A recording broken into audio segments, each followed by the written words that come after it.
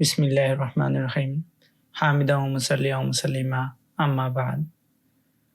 আজ আমরা শুরু করছি বুখারী শরীফের প্রথম হাদিস, ওহী সূচনার অধ্যায় দিয়ে।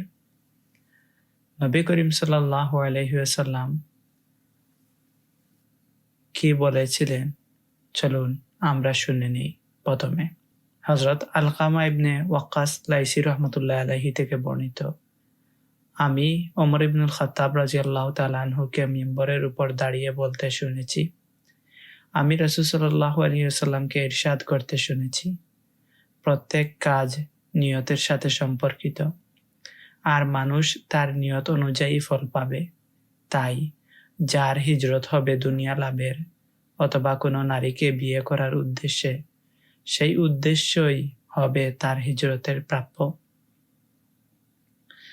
আসুন এবার আমরা বুঝতে চেষ্টা করি যে নবী করিম সাল্লাল্লাহু আলাইহি ওয়াসাল্লাম এই হাদিস দ্বারা কি বোঝাতে চেয়েছেন। নবী করিম সাল্লাল্লাহু আলাইহি ওয়াসাল্লাম প্রথমে বলেছেন, প্রত্যেক কাজ নিয়তের সাথে সম্পর্কিত, আর মানুষ তার নিয়ত অনুযায়ী ফল পাবে। এখন আমরা জানতে চাই যে নিয়ত কি। নিয়ত মানে হচ্ছে ইচ্ছা। মানুষ তার মনে মনে যে ইচ্ছা, যে উদ্দেশ্য লালন করে সেটিকেই নিয়ত বলে।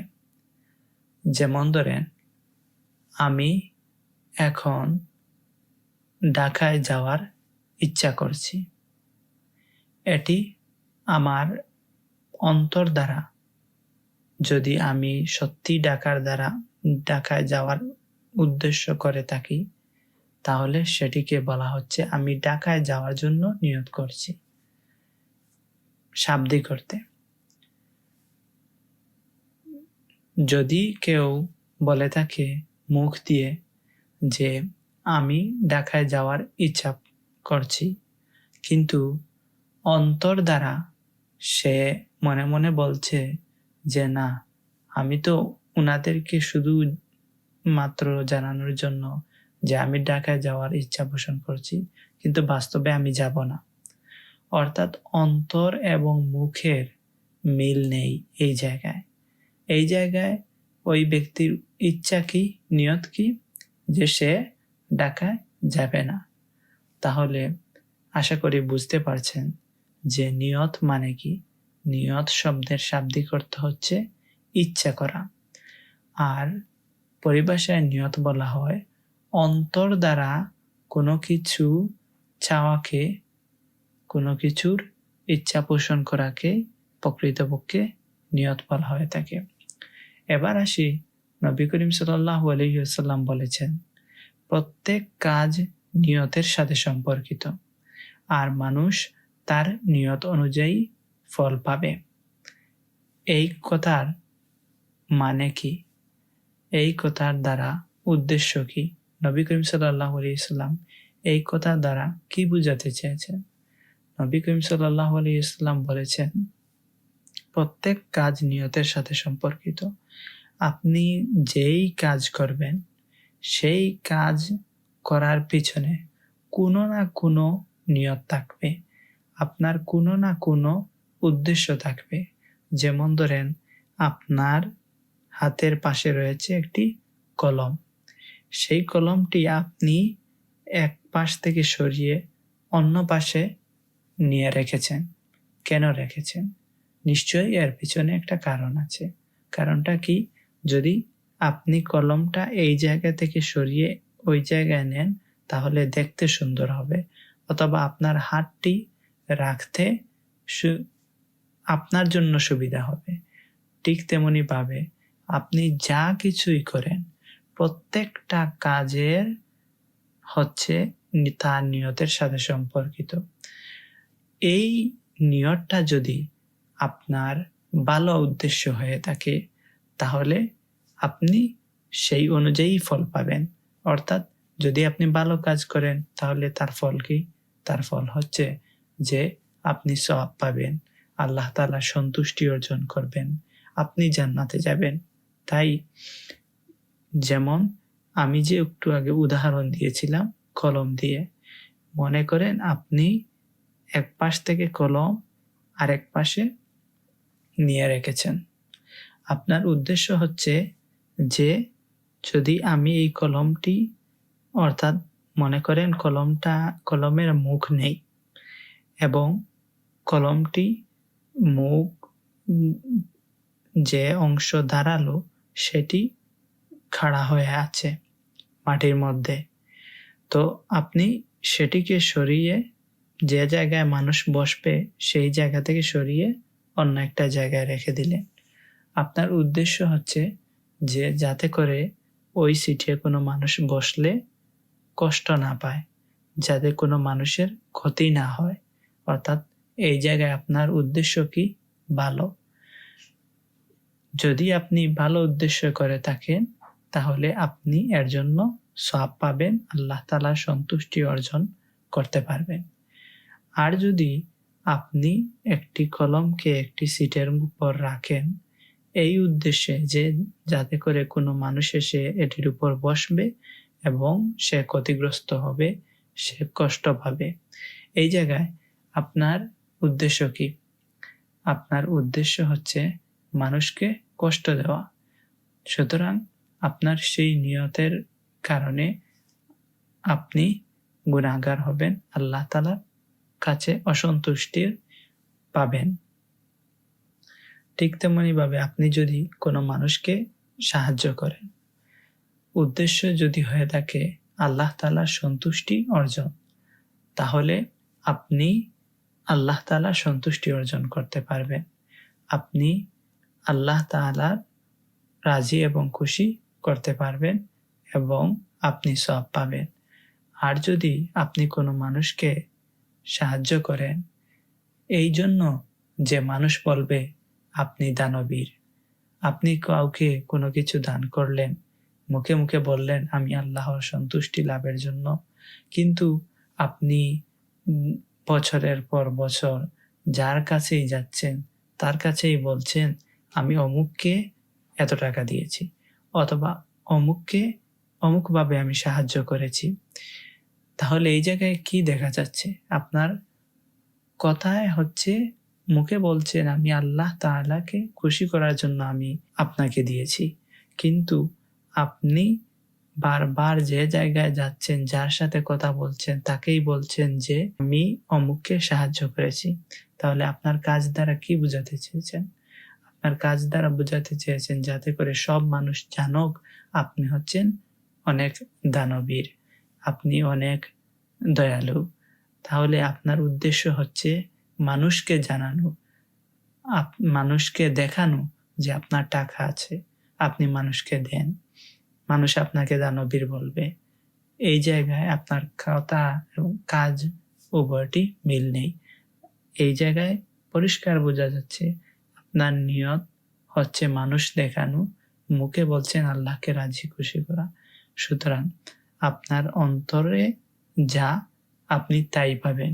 এই জায়গায় আপনি যদি মানুষকে দেখানোর জন্য দান করে থাকেন তাহলে আপনি কোনো ধরনের সওয়াব পাবেন না, আল্লাহ তাআলার কোনো রাজি এবং খুশি পাবেন না। সুতরাং আমরা এখন স্পষ্টভাবে বুঝতে পারলাম যে নবী করিম সাল্লাল্লাহু আলাইহি ওয়াসাল্লামের এই উক্তি দ্বারা উদ্দেশ্য কি।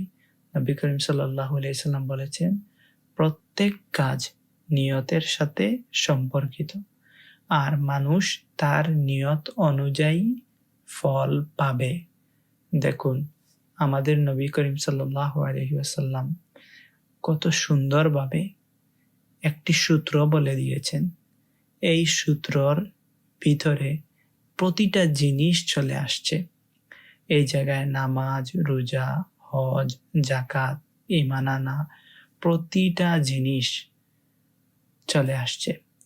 আপনি ইবাদত করছেন, যদি ইবাদতটা আল্লাহ তাআলাকে রাজি এবং খুশি করার জন্য হয়ে থাকে তাহলে আপনি সওয়াব পাবেন। আর যদি আপনার এই ইবাদতটা মানুষকে দেখানোর জন্য হয়ে থাকে অথবা অন্য কোনো উদ্দেশ্য হয়ে থাকে তাহলে আপনি সেই অনুযায়ী ফল পাবেন। যদি আপনি কাউকে হেল্প করে থাকেন ভালো উদ্দেশ্যে, আপনি সেই অনুযায়ী ফল পাবেন। আর যদি কোনো মানুষকে হেল্প করেন খারাপ উদ্দেশ্যে, আপনি সেই অনুযায়ী ফল পাবেন। এরপর নবী করিম সাল্লাল্লাহু আলাইহি ওয়াসাল্লাম বলছেন কি, একটু গভীরভাবে লক্ষ্য করুন। নবী করিম সাল্লাল্লাহু আলাইহি ওয়াসাল্লাম বলছেন, তাই যার হিজরত হবে দুনিয়া লাভের অথবা কোনো নারীকে বিয়ে করার উদ্দেশ্যে, সেই উদ্দেশ্যই হবে তার হিজরতের প্রাপ্য। আমরা যদি লক্ষ্য করি, হাদিসের প্রথম অংশ এবং দ্বিতীয় অংশ পরস্পরের সাথে সম্পর্কিত। প্রথম অংশে নবী করিম সাল্লাল্লাহু আলাইহি ওয়াসাল্লাম সূত্র বলে দিয়েছেন, আর পরবর্তী অংশে নবী করিম সাল্লাল্লাহু আলাইহি ওয়াসাল্লাম সামান্য একটু উদাহরণ দিয়ে বোঝানোর চেষ্টা করেছেন। মানুষ দুই ধরনের হয়ে থাকে। কিছু মানুষ আছে প্রখর মেধাবী, যারা আপনি কোনো একটা সূত্র বলার সাথে সাথে তারা বুঝে যাবে। যেমন একটা আরবি প্রবাদ বাক্য রয়েছে, আল আকিলু তাকফিহিল ইশারা, জ্ঞানীদের জন্য ইশারাই যথেষ্ট। সুতরাং প্রথম অংশ জ্ঞানী ব্যক্তি যারা রয়েছে তারা শোনার পরেই বুঝে যাবে। আর দ্বিতীয় অংশ হচ্ছে উদাহরণ দিয়ে। যদি উদাহরণ দিয়ে প্রথমে কোনো একটা জিনিসের সূত্র বলা হয়, এরপর উদাহরণ দিয়ে বোঝানো হয়, তাহলে সকল শ্রেণীর মানুষ তা বুঝে যাবে সহজে। তাই নবী করিম সাল্লাল্লাহু আলাইহি ওয়াসাল্লাম তারপরের অংশে বলেছেন যে, তাই যার হিজরত হবে দুনিয়া লাভের অথবা কোনো নারীকে বিয়ে করার উদ্দেশ্যে, সেই উদ্দেশ্যই হবে তার হিজরতের প্রাপ্য। এই জায়গায় হিজরত দ্বারা কোন হিজরত? স্বাভাবিকত সেই সময় নবী করিম সাল্লাল্লাহু আলাইহি ওয়াসাল্লাম উদাহরণ হিসেবে যে হিজরতের কথা বলেছেন, সেই হিজরতটা হচ্ছে মক্কা থেকে মদিনায় হিজরত করা। তো সেই সময় মক্কা থেকে মদিনায় অনেক লোক আসছিলেন। তখন এক ব্যক্তি মক্কা থেকে হিজরত করে মদিনায় আসলেন। লোকজন বলাবলি করতে শুরু করলো যে এই লোকটি মক্কা থেকে মদিনায় ইসলামের জন্য আসেনি, বরং ওই মহিলাকে সে ভালোবাসে। ওই মহিলা যেহেতু চলে আসছেন, তাই সে হিজরত করে মদিনায় চলে আসছে। অর্থাৎ মোট কথা, ওই ব্যক্তিটি মক্কা থেকে হিজরত করে মদিনায় ইসলামের জন্য আসেননি, তিনি এসেছেন ওই মহিলাকে বিবাহ করার জন্য। লোকজন যখন বলাবলি করা শুরু করছে, এই কথাটি নবী করিম সাল্লাল্লাহু আলাইহি ওয়াসাল্লামের কাছ পর্যন্ত পৌঁছালো। তখন নবী করিম সাল্লাল্লাহু আলাইহি ওয়াসাল্লাম একটা কাজ করলেন। নবী করিম সাল্লাল্লাহু আলাইহি ওয়াসাল্লাম তখন ওই ব্যক্তিকে ডেকে এনে বলেননি, বাবা, তুমি মক্কা থেকে মদিনায় আসছো, কি জন্য আসছো? তোমার নিয়তটা কি? যদি নবী করিম সাল্লাল্লাহু আলাইহি ওয়াসাল্লাম এই কাজটা করতেন, তাহলে কি হতো? তখন সব মানুষের যে অ্যাটেনশন, মনোযোগ সব চলে যেত ওই ব্যক্তির প্রতি। সারা জীবন ওই ব্যক্তিকে মানুষ মনে করত যে নবী করিম সাল্লাল্লাহু আলাইহি ওয়াসাল্লাম যে কথাটি বলেছেন সেটি হচ্ছে ওই ব্যক্তির জন্যই প্রযোজ্য, আর কারোর জন্য নয়। এরপর ওই ব্যক্তিটি সবার সামনে লজ্জিত হয়ে যেতেন। তাই নবী করিম সাল্লাল্লাহু আলাইহি ওয়াসাল্লাম এমন একটি কাজ করলেন, যে কাজের ফলে সব মানুষজন ওই ব্যক্তির প্রতি মনোযোগ না নিয়ে নিজের দিকে মনোযোগ দিবে। নবী করিম সাল্লাল্লাহু আলাইহি ওয়াসাল্লাম কি বলেছেন দেখুন, তিনি বলেছেন, তাই যার হিজরত হবে দুনিয়া লাভের অথবা কোনো নারীকে বিয়ে করার উদ্দেশ্যে, সেই উদ্দেশ্য হবে তার হিজরতের প্রাপ্য। অর্থাৎ নবী করিম সাল্লাল্লাহু আলাইহি ওয়াসাল্লাম সবাইকে বলে দিচ্ছেন যে যে যে নিয়তে হিজরত করবে সে সেই নিয়তেই পাবে। সুতরাং কেউ যদি দুনিয়া পাওয়ার জন্য, কোনো নারীকে বিয়ে করার জন্য অথবা টাকা সম্পত্তি পাওয়ার জন্য হিজরত করে থাকে, তাহলে সে সেটিই পাবে, কোনো সওয়াব পাবে না। আর যদি তার হিজরত হয়ে থাকে আল্লাহ তাআলাকে রাজি এবং খুশি করার জন্য, দ্বীনে ইসলামের জন্য, তাহলে সে তার নিয়ত অনুযায়ী আল্লাহ তাআলার সন্তুষ্টি অর্জন করতে পারবে, সওয়াব পাবে। যখন নবী করিম সাল্লাল্লাহু আলাইহি ওয়াসাল্লাম এই কথাটি বললেন, তখন বলেন তো যে যে সময় সবার মনোযোগ হচ্ছে ওই ব্যক্তির প্রতি, সবাই ওই ব্যক্তিকে নিয়ে তুচ্ছ তাচ্ছিল্য করছে, নবী করিম সাল্লাল্লাহু আলাইহি ওয়াসাল্লাম যখন এই কথাটি বললেন, তখন সবার মনে কি আসবে? যে কেউ কি জানে ওই ব্যক্তিটির মূল উদ্দেশ্য কি, ওই ব্যক্তির নিয়ত কি ছিল? না, কেউ জানে না। তখন সবাই নিজেকে প্রশ্ন করবে, আমি যে আসলাম, আমার নিয়ত কি? আমার নিয়ত কি সহি? আমি কি ইসলামের জন্য আসছি? সবার মনোযোগ নিজের প্রতি চলে আসলো। আর যার নিয়ত অসঠিক ছিল, সে তার নিয়তটি সঠিক করে নিতে পারল। আর যার নিয়ত সঠিক ছিল, তিনি তো সঠিক ছিলেন। আর ওই ব্যক্তির প্রতি যে সবাই আঙ্গুল তুলছিল, সেটি থেকে সবাই বেরিয়ে আসলেন। কিভাবে? যে কেউ তো জানেন না উনার নিয়ত কি ছিল। নবী করিম সাল্লাল্লাহু আলাইহি ওয়াসাল্লাম বলে দিলেন যে যার নিয়ত হবে দুনিয়া লাভের উদ্দেশ্যে, সে দুনিয়া সেটি পাবে। আর যার উদ্দেশ্য হবে আখিরাত পাওয়ার উদ্দেশ্যে, সে সেটিই পাবে। এটাই হচ্ছে একজন নেতা এর বৈশিষ্ট্য। দেখুন, আমাদের নবী করিম সাল্লাল্লাহু আলাইহি ওয়াসাল্লাম কোনো মানুষের কাছে 40 বছর পর্যন্ত পড়েননি। তিনি কিভাবে এত সূক্ষ্মভাবে নেতৃত্ব দিতে পারলেন? ওই সময় কিভাবে তিনি বুঝতে পারলেন যে আমি যদি ওই ব্যক্তিকে ডেকে এনে ওর নিয়ত কি সেটি জানি, তাহলে সবার আঙ্গুল চলে যাবে, সবার দৃষ্টি চলে যাবে ওই ব্যক্তির প্রতি। আর যদি আমি একটিকে একটা সূত্র হিসাবে বলি, তাহলে সবার মনোযোগ সেই যে দিক থেকে ফিরিয়ে নিজের দিকে চলে আসবে, এবং এমন একটি কথা হবে যেটি পুরো পৃথিবীর জন্য, বর্তমান ভবিষ্যৎ সবার ক্ষেত্রে প্রযোজ্য হবে। আর যদি আমি ওই ব্যক্তিকে নিয়ে আসি, তাহলে বর্তমান এবং ভবিষ্যৎ সবার দৃষ্টি ওই ব্যক্তির দিকেই চলে যাবে। এটি তিনি কিভাবে বুঝলেন? যদি আমরা এই প্রশ্নটা নিজেকে করি, তাহলেই আমরা বুঝতে পারবো আমাদের নবী সত্য নবী। আমাদের নবী হযরত মুহাম্মদ মুস্তাফা সাল্লাল্লাহু আলাইহি ওয়াসাল্লামকে আল্লাহ তাআলা মনোনীত করেই পাঠিয়েছিলেন।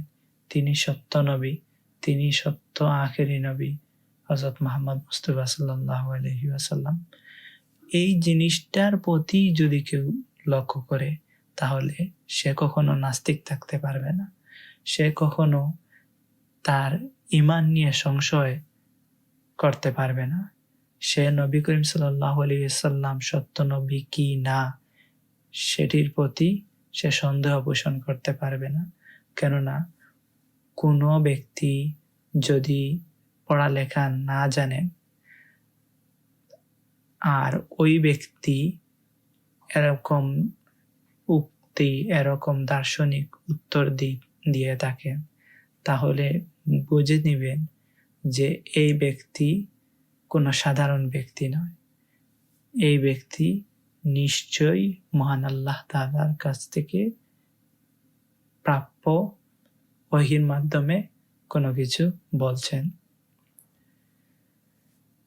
সুতরাং আল্লাহ তাআলা আমাদেরকে নবী করিম সাল্লাল্লাহু আলাইহি ওয়াসাল্লামের এই হাদিসটির প্রতি লক্ষ্য করার এবং ভালো করে বুঝার এবং সেই অনুযায়ী নিজের জীবনকে পরিচালনা করার তৌফিক দান করুন। আমিন। আমরা হাদিসটি আবারও একবার পড়ি। হযরত আলকামা ইবনে আবু ওয়াক্কাস লাইসি রাহমাতুল্লাহ আলাইহি থেকে বর্ণিত, আমি ওমর ইবনে খাত্তাব রাদিয়াল্লাহু তাআলা আনহুকে মিম্বরের উপর দাঁড়িয়ে বলতে শুনেছি, আমি রাসূল সাল্লাল্লাহু আলাইহি ওয়াসাল্লামকে ইরশাদ করতে শুনেছি, প্রত্যেক কাজ নিয়তের সাথে সম্পর্কিত, আর মানুষ তার নিয়ত অনুযায়ী ফল পাবে। তাই যার হিজরত হবে দুনিয়া লাভের অথবা কোনো নারীকে বিয়ে করার উদ্দেশ্যে, সে সেই উদ্দেশ্যই হবে তার হিজরতের প্রাপ্য।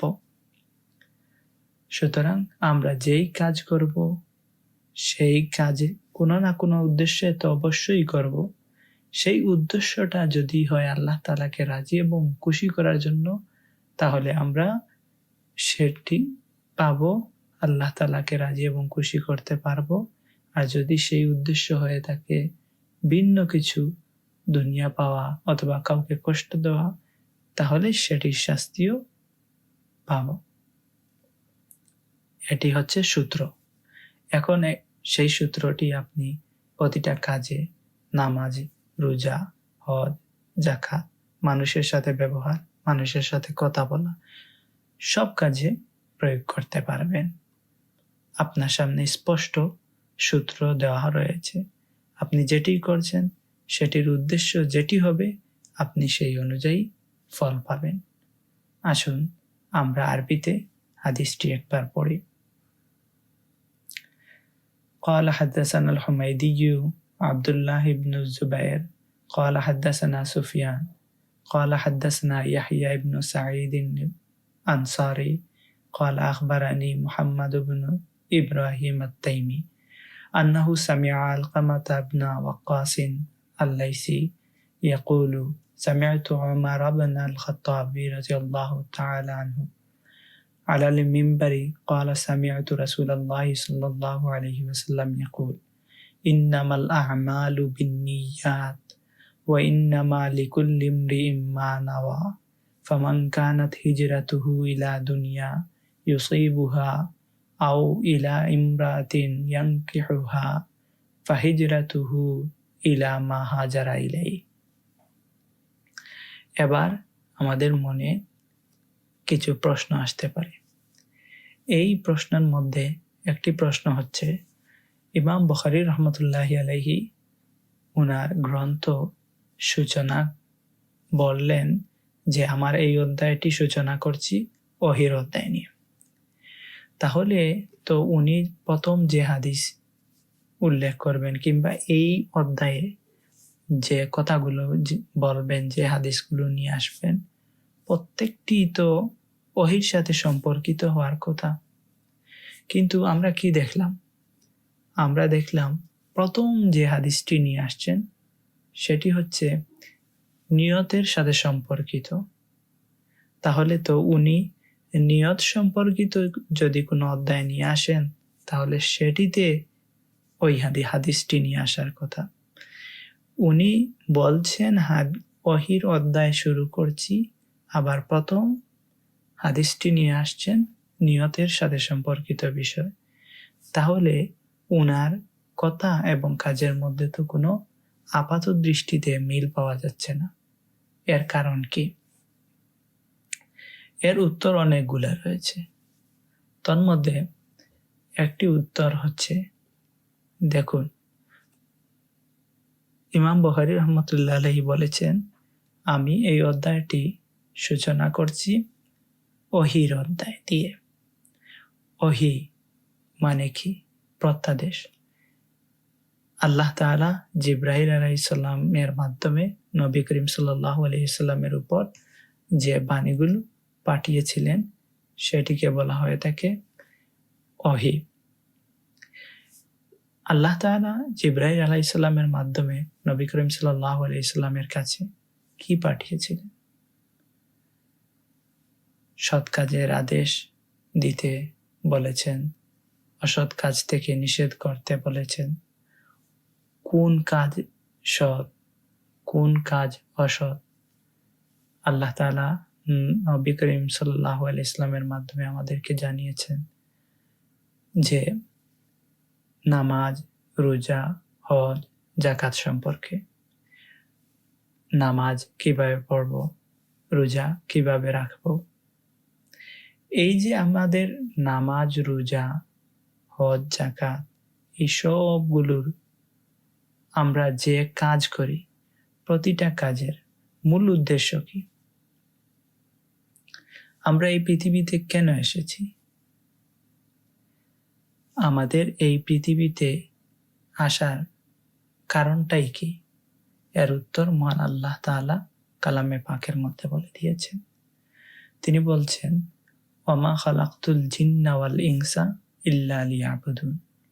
আমি মানব এবং জিনকে সৃষ্টি করেছি একমাত্র আমার ইবাদত করার জন্য।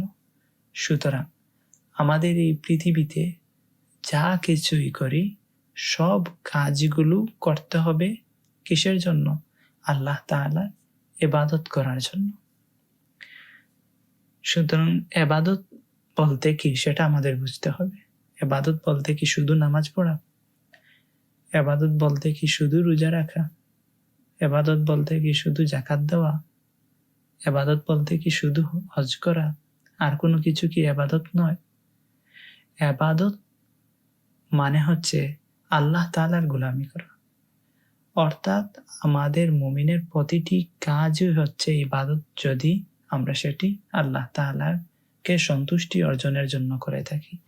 এর মধ্যে নামাজ, রোজা, হজ, যাকাত এগুলো তো প্রধানত রয়েছে। তার সাথে রয়েছে কখনো মিথ্যা কথা না বলা, কারো হক নষ্ট না করা, কারো ক্ষতি না করা। এই সবগুলোই হচ্ছে কি? ইবাদত। এবার নবী করিম সাল্লাল্লাহু আলাইহি সাল্লাম যে উনার সারা জীবন বলে দিয়েছেন যে আমরা ভালো কাজ করব, কোন কোন কাজ করলে আল্লাহ তাআলা সন্তুষ্টি অর্জন করতে পারবো, ইবাদত বন্দেগী করতে পারবো, আমাদেরকে যে উদ্দেশ্যে সৃষ্টি করা হয়েছে সেই উদ্দেশ্য অনুযায়ী আমাদের জীবন পরিচালনা করতে পারবো।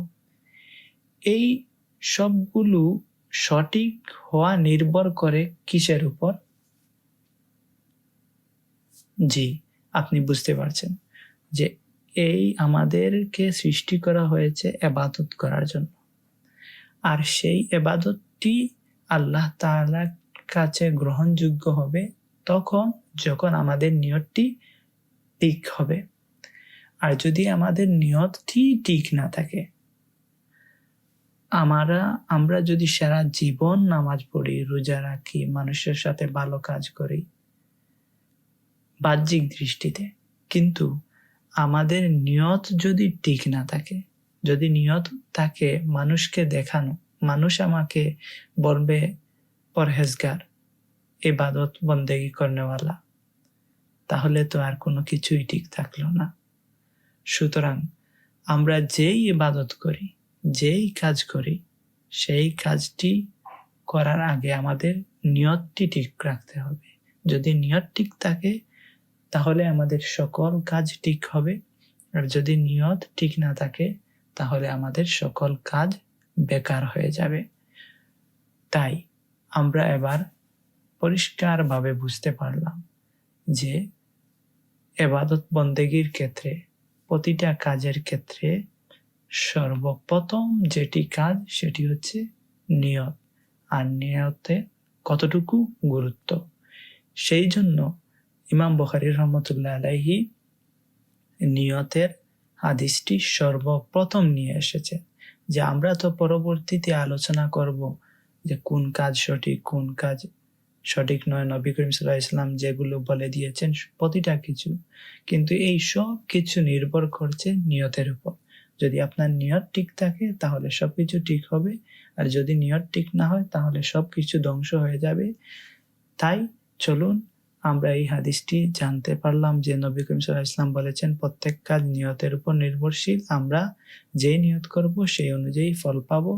সুতরাং আমরা যেহেতু আল্লাহ তাআলাকে রাজি এবং খুশি করার জন্য আমরা জানতে চাচ্ছি যে নবীজি আমাদেরকে কি কি বলে দিয়েছেন, তাই সেই কাজগুলো আমরা এখন থেকে জানব এই উদ্দেশ্যে যে আমরা এই কাজগুলো নবী যেভাবে বলেছেন আমাদের জীবনকে সেইভাবে পরিচালনা করে আল্লাহ তাআলাকে রাজি এবং খুশি করব। এই উদ্দেশ্য নয় যে মানুষকে খুশি করব, মানুষ আমাকে বাহবা দিবে, সেই জন্য নয়। আমাদের প্রথমে নিয়ত ঠিক করা দরকার, এরপর বাকিগুলো। আল্লাহ তাআলা আমাদের নিয়ত সহি করার তৌফিক দান করুন। ওয়া আখিরু দাওয়ানা আনিল হামদুলিল্লাহি রাব্বিল আলামিন।